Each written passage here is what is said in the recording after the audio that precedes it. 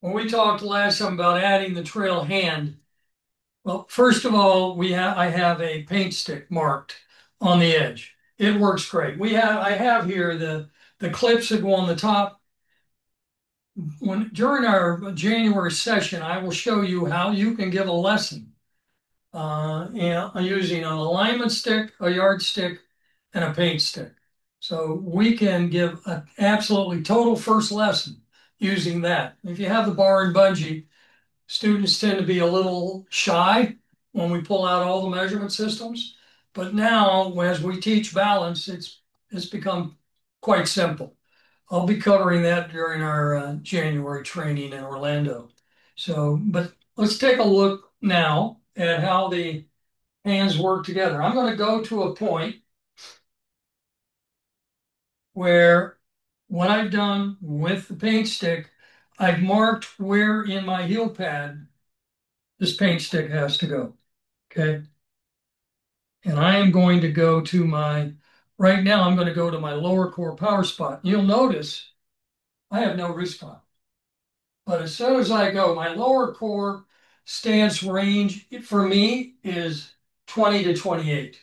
So if I go 20 to 28 and I cock my wrist, you can see I have about 30, 33. I'll show you here in a second using the digital protractor.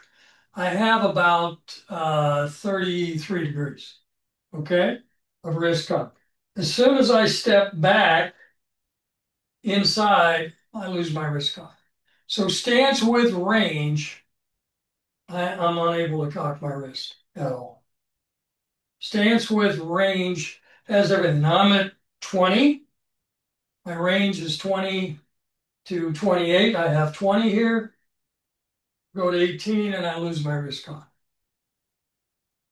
So the other thing that will impact your wrist cock is the placement of the heel pad or the paint stick on the heel pad. So I'm going to move it too high and too low. So too high would be too little heel pad on top, and too low would be too much toward the fingers.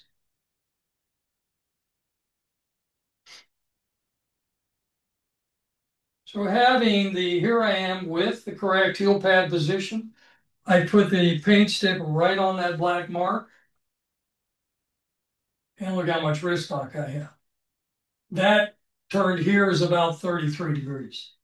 If I move that higher, I have no wrist lock at all. That's going to be 90 degrees to the ground. If I move it more toward the fingers here, I have no wrist lock at all. So interestingly, where does this wrist lock come from? Well, we know, as I just showed you, it comes by core stance width range. And no surprise, it's also my carrying angle. So here's my carrying angle.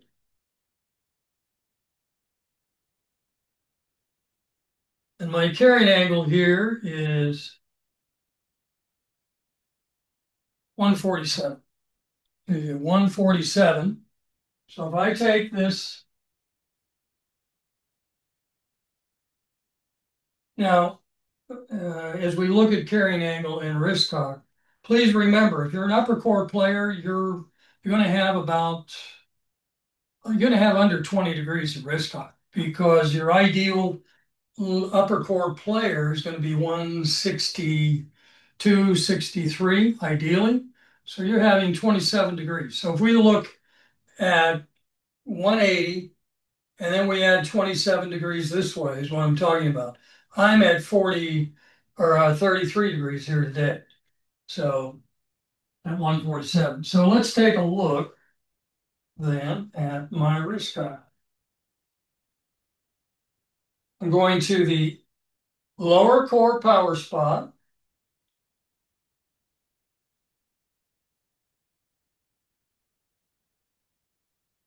And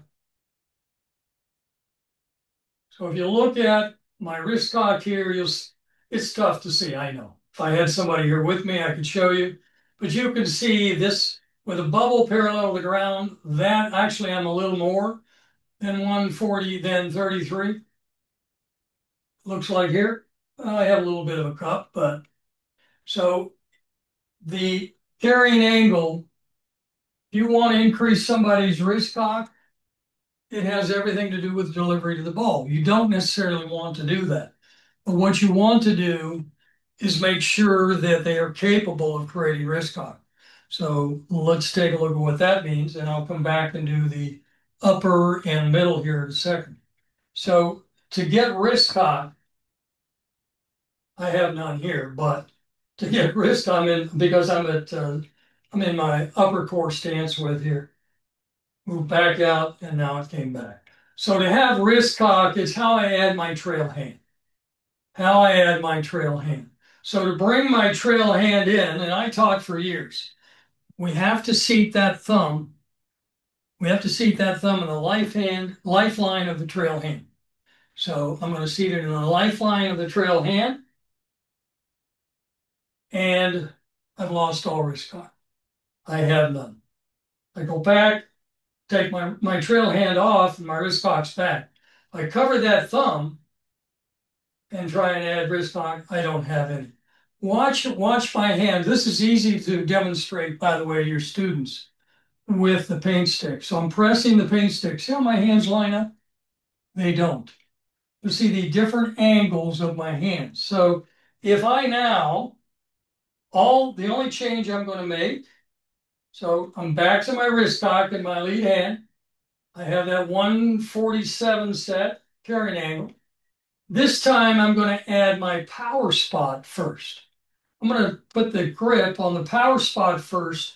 Then I'm going to cover the thumb, and look what happens. I now have my wrist cock, and also look at my hands.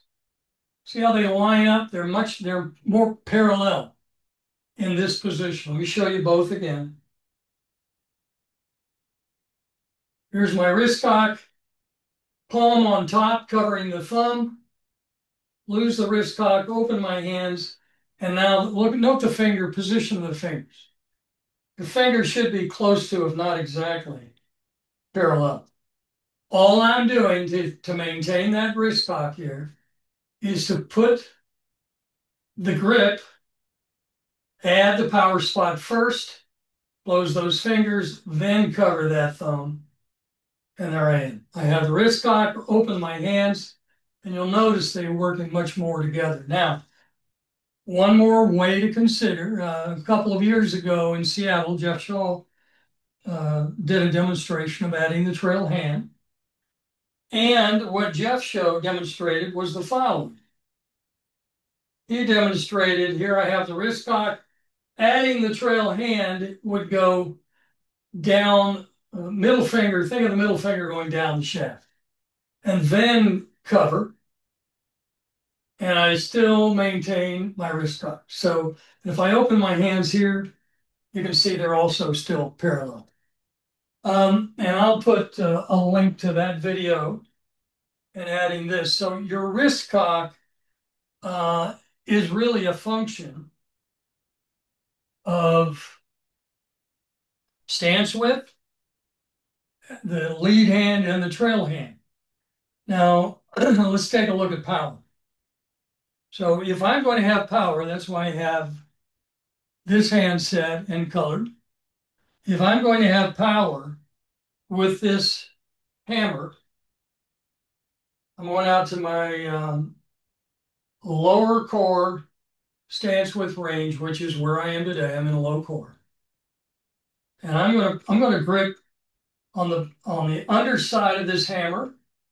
I'm going to grip it on my lower core power spot. And look how much power, how much leverage I'm going to have. As soon as I step, notice the leverage. And that is not moving, and that's my heel pads on top here, not moving at all. If I move down to 18 inches, I have no leverage. I have lost a lot of power.